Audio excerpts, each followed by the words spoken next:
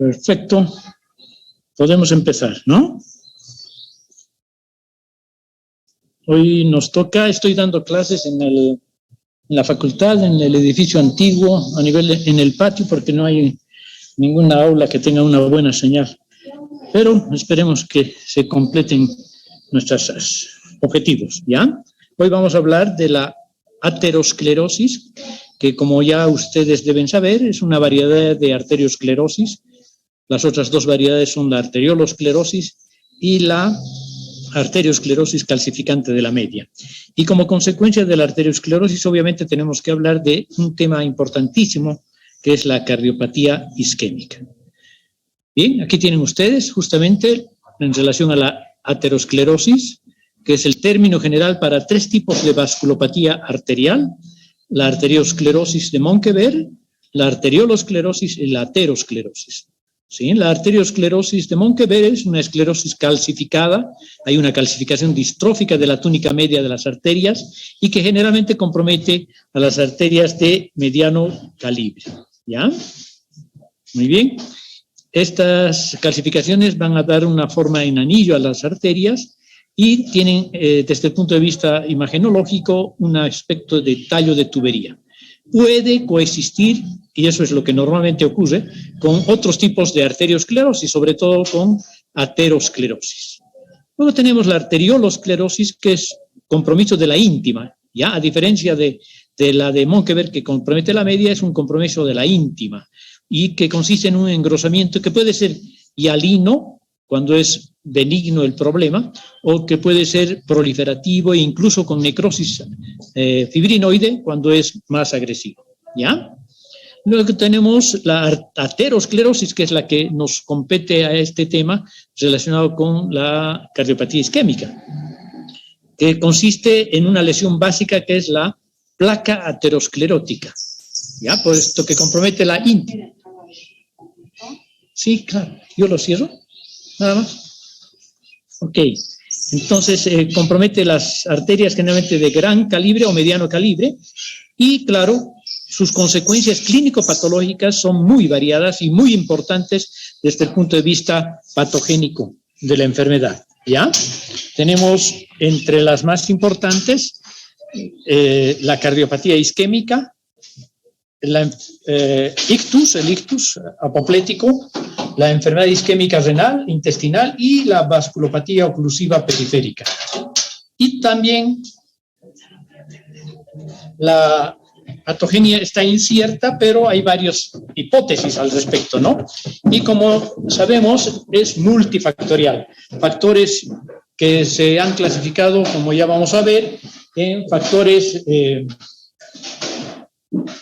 modificables y factores no modificables, ¿sí? Seguimos adelante.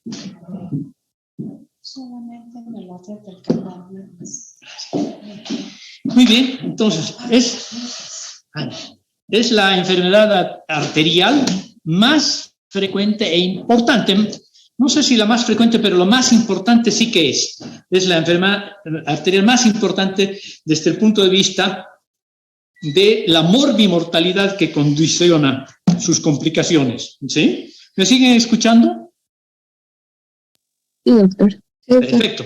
Ya decíamos que comprometía las arterias musculares mayores, de mayor diámetro, y pequeñas también, y también compromete la aorta, o sea, la arteria elástica, ¿no? La aorta. Yo diría que la mayor afectación ocurre a nivel de la aorta y sus ramas, ¿no? Y claro, ¿qué es la placa ateromatosa? La placa ateromatosa es una lesión circunscrita, que puede ser múltiple, pero circunscrita, y que puede comprometer amplias áreas de las arterias o pequeñas áreas de las arterias, ¿no?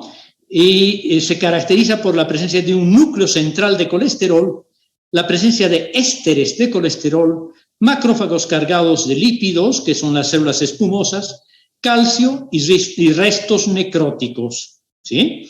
Esta placa ateromatosa evoluciona con el tiempo, es por eso que es una enfermedad de los adultos, sobre todo a partir de los 50 años, pero claro, si los factores de riesgo son muy grandes, muy fuertes, esto puede ocurrir antes, ¿no? Y sus complicaciones, como les decía, son la ulceración o hemorragia, la calcificación de la placa, la formación de trombos y la formación de tromboémbolos, ¿sí? Aquí tenemos como, esta es una enfermedad multifactorial, no solo hay una causa, sino que son múltiples los factores. Entonces, más que hablar de causas, hablamos de factores de riesgo. Y entre los factores principales de riesgo para esta enfermedad, la aterosclerosis y sus complicaciones, están justamente los modificables que decíamos, los constitucionales y los emergentes, ¿no? Entre los emergentes hay varios factores de riesgo, algunos de mayor importancia que otros, ¿ya? Los modificables son más importantes, los modificables más importantes son la dislipidemia, la hipercolesterolemia, etcétera, la hipertensión arterial sistémica, la diabetes mellitus, el hábito tabáquico, y entre los emergentes, que son modificables, pero no tan importantes como estos cuatro, están las influencias ambientales, la obesidad, las hormonas, la deficiencia de estrógeno, ¿no? Los anticonceptivos orales, la inactividad física, el estilo de vida estresado, la hemocistinuria, es un factor importante que está surgiendo ahora con fuerza. El papel del alcohol es discutible, ¿sí? Sabemos que tiene múltiples riesgos de varias enfermedades el alcohol, sobre todo si está constituido como un abuso, pero en relación con la aterosclerosis, en mi experiencia, no es tan importante. Y tenemos otros factores, los trombóticos, los protrombóticos, las infecciones, sobre todo las virus y el clamidia pneumoniae y virus, el virus del herpes simple, el citomegalovirus, sobre todo, ¿ya? Y este sería más o menos el flujo de acontecimientos. Aquí tenemos los factores de riesgo que acabamos de nombrar, que van a condicionar la formación, la evolución, ¿no? Y las potenciales complicaciones del ateroma. Pero antes de que se complique, va a producir una obstrucción parcial progresiva del flujo de sangre, que cuando llega a un nivel crítico, esta obstrucción de aproximadamente el 70-75% puede producir angina, sobre todo la angina estable, la clásica, angina de pecho, que posteriormente se complica la placa ateromatosa con hemorragia, rotura, liberación de la placa, ulceración del endotelio, y todos estos factores van a provocar en el 90 o un poco más por ciento de los casos una formación de un trombo circunscrito a la zona de la placa ateromatosa complicada. ¿Sí? La trombosis de la placa va a producir obstrucción total o casi total del flujo sanguíneo, sobre todo total. Y si es total, obviamente la complicación más importante a nivel cardíaco es el infarto, pero también a nivel de otros órganos. Pero ahora estamos hablando del corazón. Entonces, la complicación del infarto agudo de miocardio es la insuficiencia ventricular izquierda, que puede ser leve, moderado o grave y puede conducirnos al choque cardiogénico. ¿Sí? Aquí tenemos algunas imágenes macroscópicas, radiográficas de las placas ateromatosas que, como ustedes pueden ver, pueden ser simétricas o asimétricas. En este caso estamos viendo una placa asimétrica. Este territorio de la arteria está relativamente flexible, sin compromiso ateromatoso, mientras que toda esta otra región está comprometida por la placa ateromatosa. Esta es una asimétrica, ¿no? Lo mismo que aquí, se ve que es asimétrico.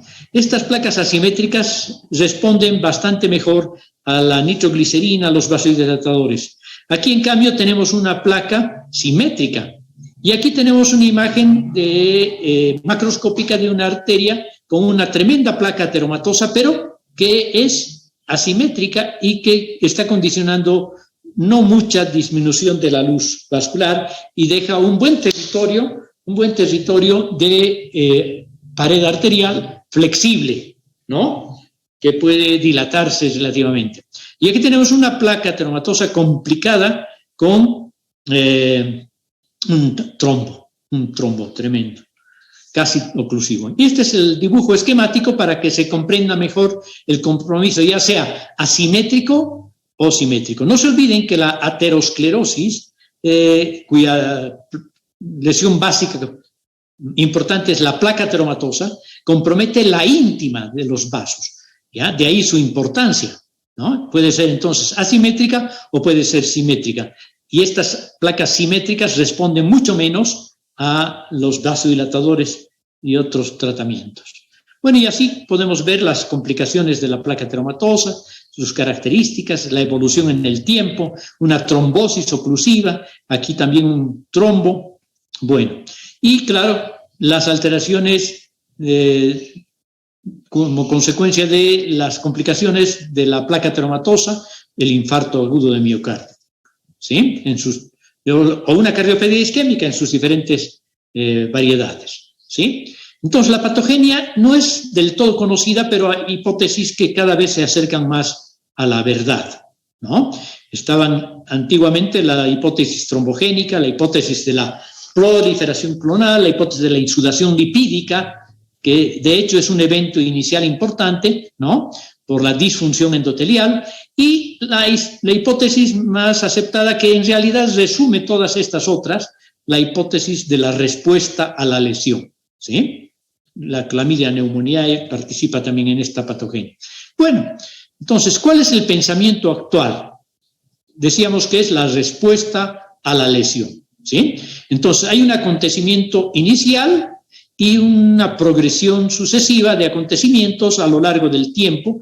Suele ser una enfermedad crónica, evolutiva en el tiempo, que encuentra su pico a nivel de la edad de los pacientes masculinos alrededor de los 50 y de los femeninos alrededor de los 60 años, ¿sí? Entonces, el acontecimiento inicial más importante es la disfunción endotelial, que está producida por estos factores, ¿ya? Hipercolesterolemia, lesión mecánica, la hipertensión arterial sistémica, mecanismos inmunitarios, toxinas, virus, otros agentes infecciosos que van provocando una disfunción endotelial. Obviamente, los más importantes son estos, ¿no? Pueden asociarse unos y otros. Mientras más sumatoria de acontecimientos haya, más probable que evolucione y se complique la placa ateromatosa.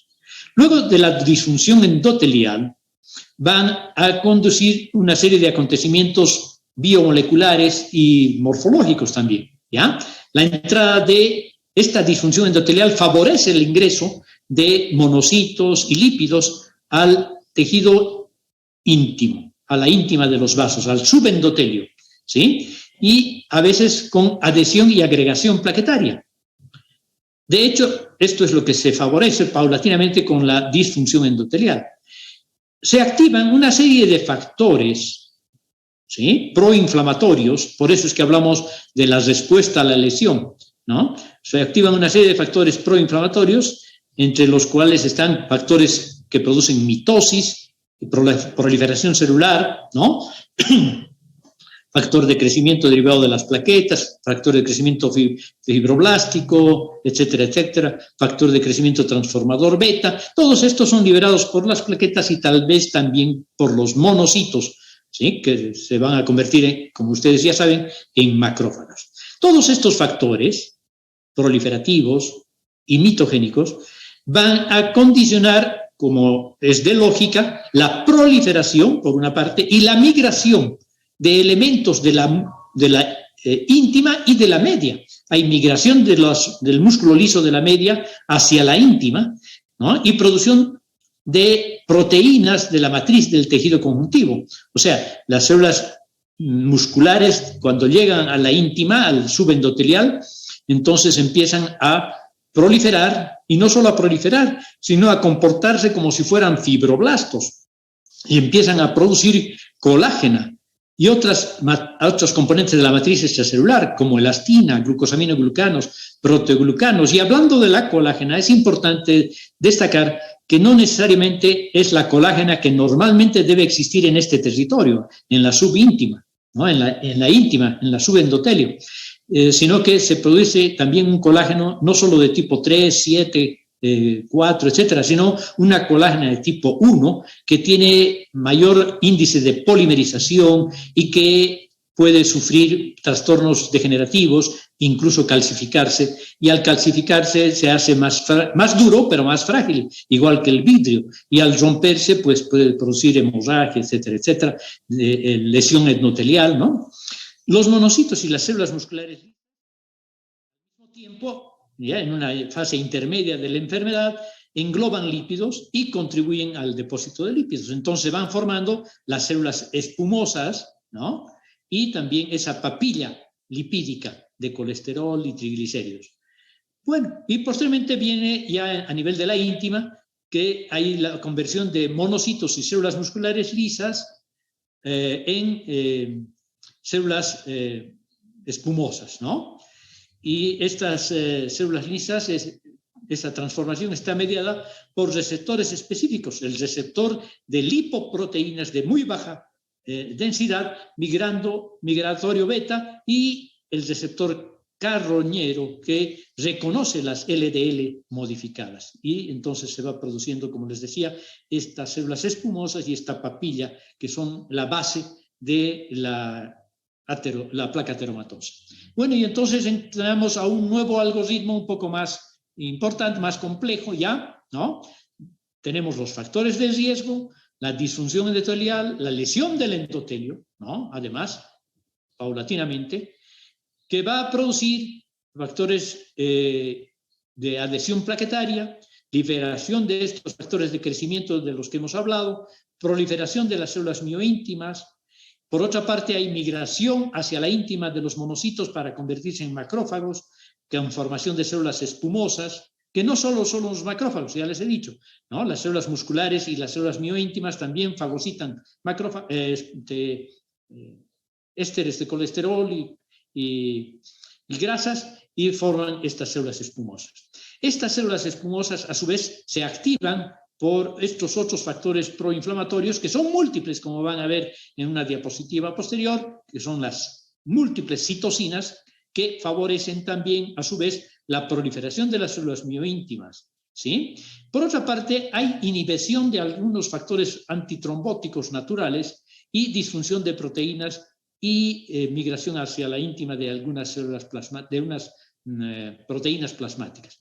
A este nivel se produce la oxidación de las LDLs, captación por parte de los macrófagos, formación de células espumosas, y todo esto va a condicionar las citocinas más las células mioíntimas en la síntesis de colágeno, que al final de cuentas es la parte periférica de la placa ateromatosa. Entonces, la placa ateromatosa está formada por una papilla, por las células espumosas y por una cápsula de colágeno que mientras persista se mantiene estable la placa ateromatosa, pero luego se complica.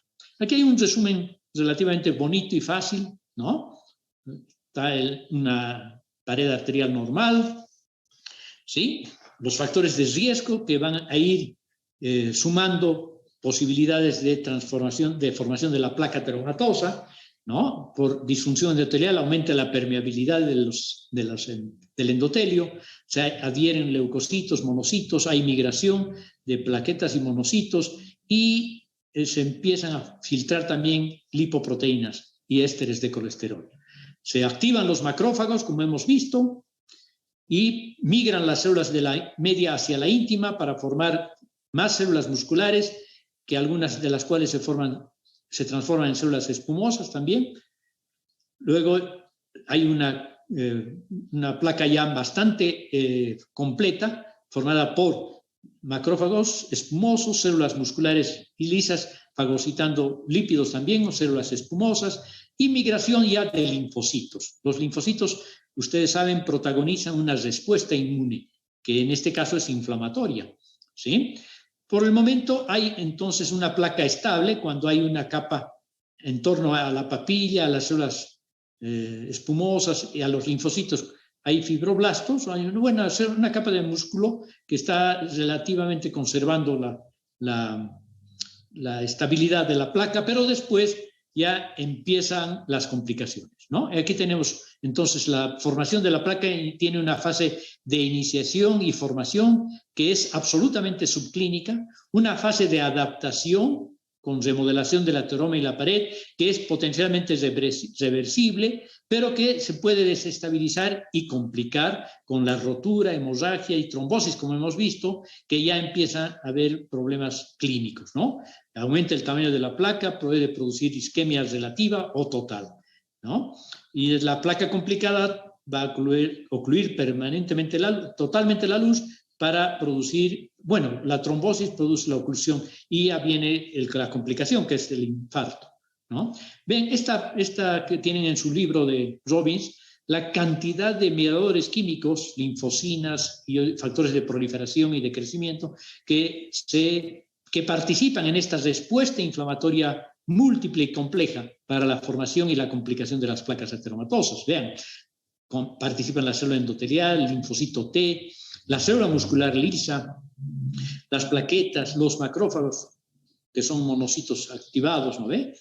Muy bien. Entonces, hay muchos factores proinflamatorios que participan. Y la placa ateromatosa crece, se complica con, sobre todo, trombosis, que puede ocluirla y complicarse con una isquemia total o un infarto, ¿no? Vean ustedes cómo pueden ser, las placas pueden ser desde manchas lipídicas a placas fibrosas, ¿no?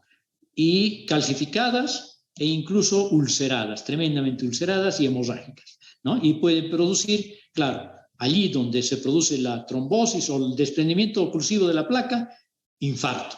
En este caso, un infarto periférico, una gangrena periférica. O un infarto de miocardio, o un ictus apoplético. ¿Sí? Muy bien, entonces la aterosclerosis es la enfermedad más importante del ser humano adulto, diríamos, ¿no? Origina, pues, la mitad de las muertes que se producen en el mundo. Vean ustedes, hay tantas enfermedades y, sin embargo, la aterosclerosis, con estas sus complicaciones que acabamos de ver, origina la mitad de las muertes del mundo, sobre todo desarrollado, ¿no? Porque, claro, en los países en vías de desarrollo y sobre todo subdesarrollados, las infecciones campean y son las principales causas de muerte o de la desnutrición, en fin, ¿no? Bueno, ¿cuáles son esas complicaciones que causan la mitad de las muertes del mundo desarrollado, diríamos?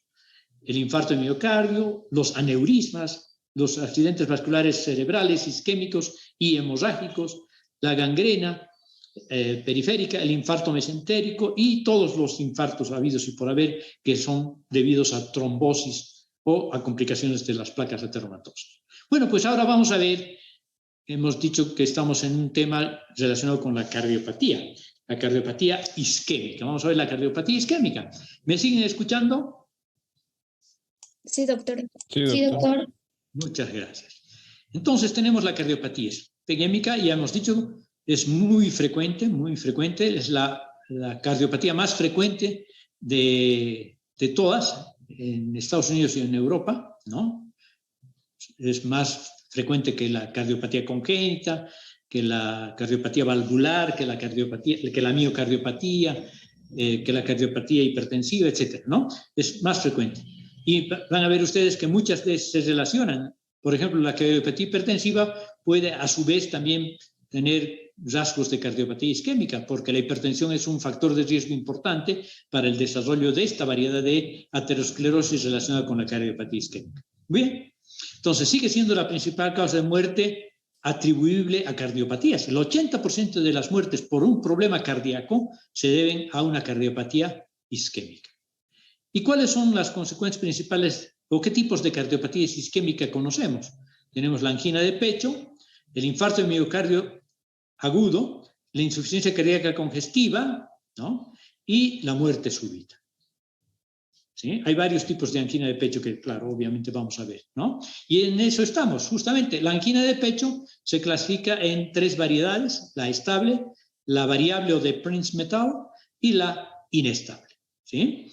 La estable se caracteriza por episodios repetidos de dolor, y esto es importante, precedidos por ejercicio. generalmente están precedidos por el ejercicio, ¿ya? El 75% de la luz de la placa está reducida por la placa ateromatosa, hemos dicho ya. Y las causas, es la causa más frecuente la causa más frecuente de angina estable, obviamente, es la aterosclerosis coronaria grave. Grave quiere decir 75% de oclusión de la luz. La de Prinzmetal es otra variedad no tan frecuente, se caracteriza por un dolor torácico intermitente en reposo, ¿no?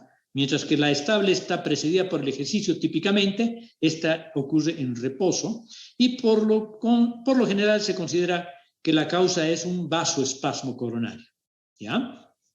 Y la inestable, que también se inicia en reposo y está asociada a trombos casi oclusivos, pero no del todo oclusivos, que son los que causan el infarto agudo de miocardio, ¿no? Y siempre sobre placas ateroscleróticas, ¿sí? El infarto de miocardio consiste en un foco aislado de necrosis isquémica, que es una necrosis coagulativa, del miocardio, del corazón, ¿no? Del miocardio del corazón. Está relacionado con la duración de la isquemia, ¿no? Es decir, del tiempo en que dura la oclusión de la arteria coronaria, generalmente por el trombo oclusivo, como ya hemos dicho, y el metabolismo basal del tejido isquémico, porque hay factores predisponentes de naturaleza de patología cardíaca preexistente que favorecen también que el infarto sea o que la lesión sea más grave, ¿no? O más frecuente o más posible. Y los focos de necrosis aparecen a los 20 minutos después de la isquemia. Y la isquemia se prolonga, la isquemia prolongada, que es la que ocurre si no se resuelve el problema, se produce una necrosis cada vez más extensa. Muy bien. Luego tenemos otra variedad de cardiopatía isquémica que es la muerte súbita. La muerte súbita puede ser la única manifestación de la cardiopatía isquémica, ¿no? Su característica es que debe surgir en el lapso de 1 hora de iniciados los síntomas, ¿sí? Y la causa subyacente es la aterosclerosis, en la mayoría de los casos, pero asociada a una arritmia, una fibrilación ventricular, ¿sí? Esto en ausencia de una trombosis, que es lo clásico de la cardiopatía isquémica, del infarto agudo de miocardio. En los casos de muerte súbita, los estudios de laboratorio, tanto los cambios enzimáticos como el electrocardiograma del infarto del miocardio, pueden no verse o están ausentes, ¿sí? Ahora, las secuelas del infarto son también importantes causantes de arritmia seguida de muerte súbita. Puede haber muerte súbita un mes después de que este paciente ha sufrido un infarto de miocardio, también, ¿no? Se sigue considerando muerte súbita. Bueno, ¿y cuáles son los factores que favorecen la cardiopatía isquémica? Va a depender del mecanismo. Si hay una disminución preexistente del aporte de oxígeno, entonces también se favorece la cardiopatía isquémica. ¿Y cuáles son esas condiciones? La aterosclerosis y trombosis, las tromboembolias, el espasmo de las arterias coronarias y muchas otras misceláneas. La arteritis, aneurisma disecante, aortitis luética, sifilítica, origen anómalo de las arterias coronarias, puente muscular de las arterias coronarias, o otra condición, procesos que influyen en la capacidad de sangre para ceder el oxígeno, ¿sí? Los pacientes con anemia tienen mayor posibilidad de sufrir una cardiopatía isquémica, incluso un infarto de miocardio, una desviación de la curva de disociación de la oxihemoglobina, la presencia de monóxido de carbono en la sangre y otros venenos como el cianuro también van a evitar que las células cedan el oxígeno, ¿no? A nivel de los vasos sanguíneos en el pulmón. O cuando hay un incremento de la demanda del oxígeno preexistente también, ¿no? O sea, que ya el paciente tenía un aumento del trabajo cardíaco por una condición, como por ejemplo una cardiopatía hipertensiva, como una hipertrofia muscular ventricular izquierda simétrica, una estenosis o una insuficiencia valvular previas, un paciente hipotiroideo, la presencia de fiebre, fíjense, puede favorecer también por este mecanismo la cardiopatía isquémica, los déficits de tiamina, y la presencia de catecolaminas, liberación de catecolaminas. ¿Y cuáles son las localizaciones posibles de los infartos del miocardio? Pueden ser subendocárdicos o pueden ser clásicamente transmurales, ¿sí? En los subendocárdicos hay una afectación del tercio interno del miocardio, del ventrículo derecho generalmente. No está asociado, como sí los transmurales, a trombos coronarios oclusivos. Suele deberse a una hipotensión prolongada, incluso a choque por otra causa que no sea cardiogénica, ¿no?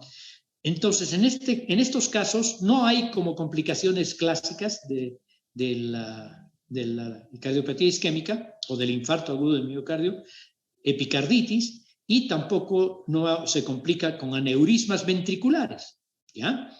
Puede ser territorial o circunferencial, ¿ya? Cuando el problema está relacionado con una arteria coronaria, con alguna sola arteria coronaria, es territorial. Pero si hay varias arterias coronarias asociadas, no puede ser el problema circunferencial, ¿ya? Entonces hay una isquemia de la parte media o interna del miocardio, del subendocardio en realidad. Y los trombos murales, que son los infartos transmurales, que son los infartos clásicos, van a estar asociados a trombosis coronaria, ¿no? Con frecuencia, que ya les he dicho que es el evento que subyace al infarto agudo en más del 90% de los casos. Con frecuencia produce choque cardiogénico, que complica el cuadro. La epicarditis es frecuente y puede complicarse con aneurismas, unifocal, compacto y ocupando el territorio de una arteria coronaria. ¿Cuáles son las arterias más frecuentemente comprometidas de esta manera? La coronaria descendente anterior izquierda, en la mayoría de los casos, 40-50% de los casos. La coronaria derecha, 30-40%. La arteria coronaria circunfleja izquierda, 15-20% de los casos, ¿no? Y aquí tenemos las características morfológicas de la evolución de una placa ateromatosa que condicione un trombo oclusivo, en última instancia. Bueno, ahora veremos la evolución del infarto agudo de miocardio. La evolución anatomopatológica, sobre todo, ¿ya? Consiste en una serie de cambios progresivos en cuanto a la apariencia macroscópica y microscópica del infarto agudo de miocardio. Entonces, hay un territorio, una etapa que es potencialmente reversible, una lesión potencialmente reversible. Y esto dura entre 0 a 0.5 horas, o sea, 30-40 minutos. Macroscópicamente no hay cambios, microscópicamente tampoco, pero a nivel del microscopio electrónico y, en cierto modo, habiendo que relaciones clínicas posibles, son las siguientes. A nivel del microscopio electrónico, relajación de las miofibrillas de las fibras musculares cardíacas, reducción del glucógeno y edema mitocondrial, ¿ya? Esto clínicamente, esta fase de la enfermedad puede provocar a nivel clínico arritmia, ¿sí? Que puede ser la causa de muerte más frecuente en las primeras horas. Y pueden también formarse trombos murales y provocar émbolos de origen ventricular, generalmente, o auricular.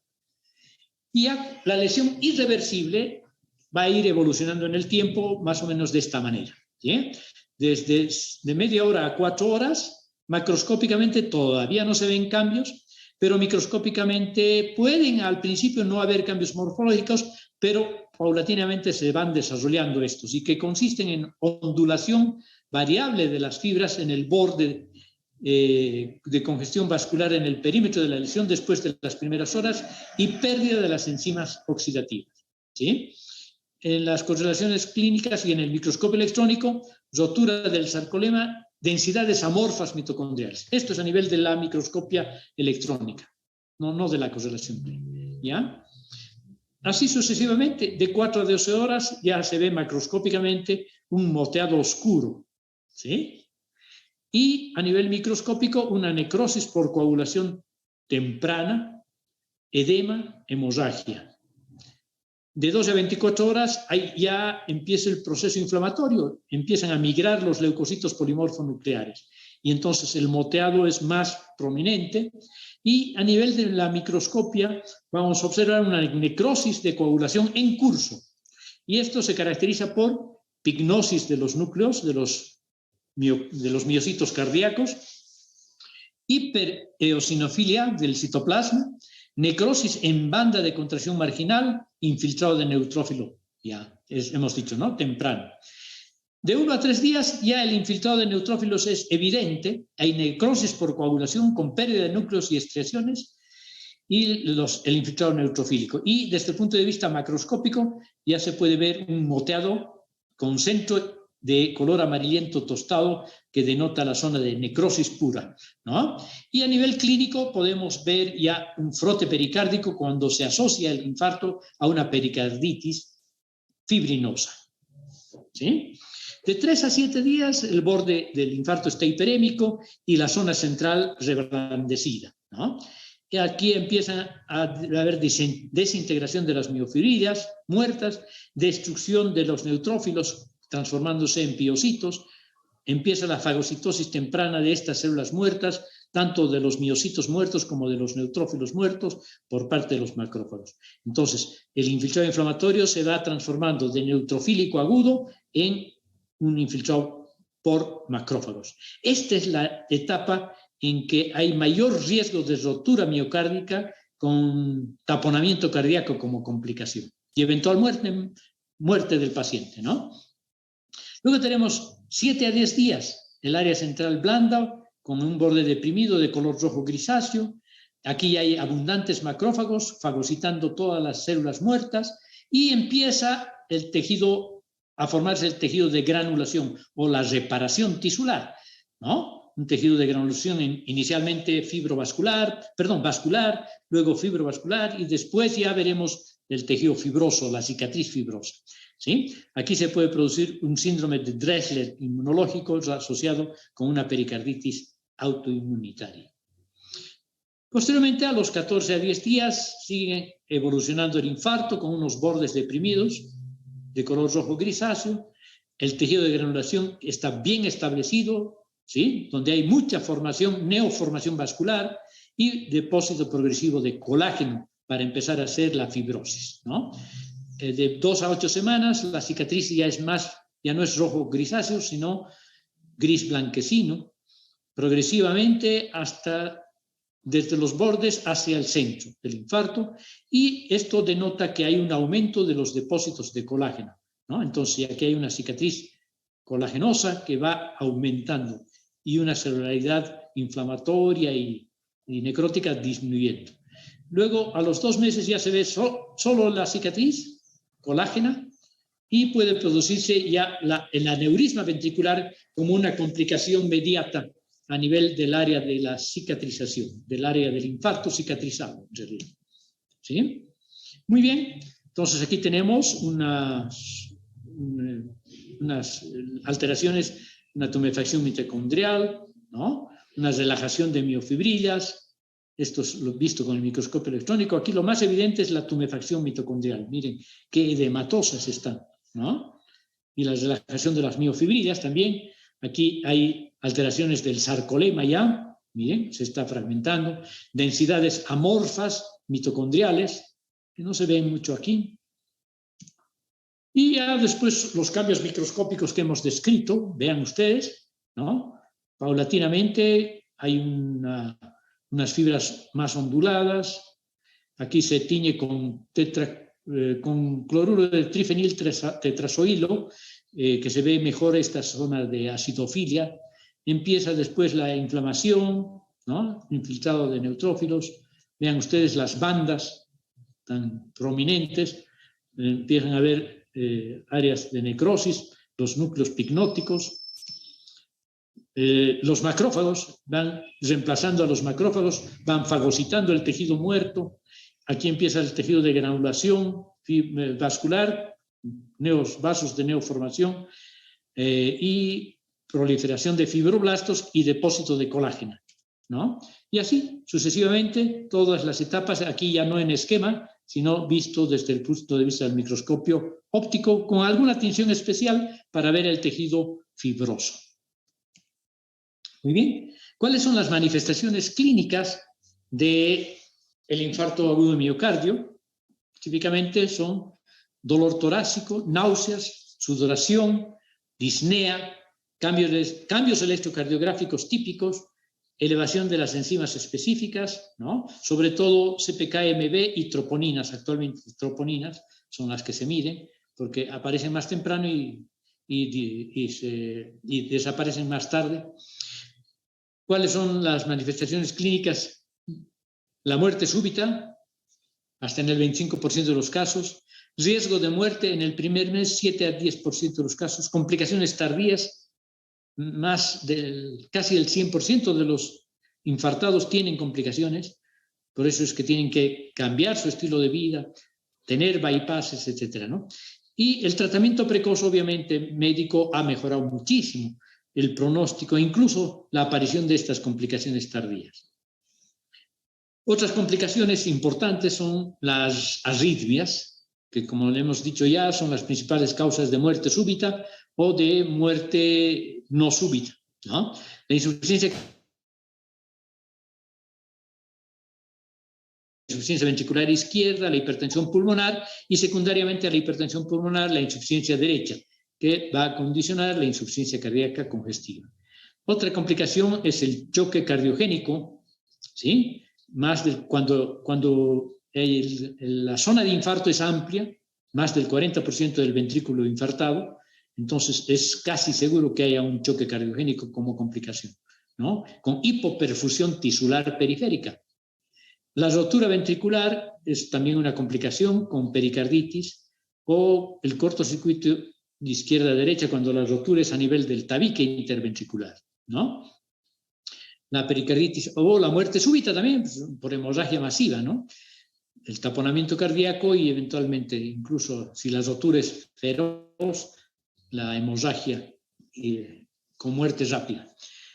Otras complicaciones, insuficiencia mitral grave por la rotura del músculo papilar, la pericarditis fibrinosa a larga data, la trombosis mural con formación de émbolos y embolización periférica hacia las arterias aortas y sus ramas, hasta la arteria aorta y sus ramas, el aneurisma ventricular que también favorece la formación de trombos murales, el infarto repetitivo, no es improbable que haya un segundo, un tercer infarto y claro, se van haciendo más graves cada vez.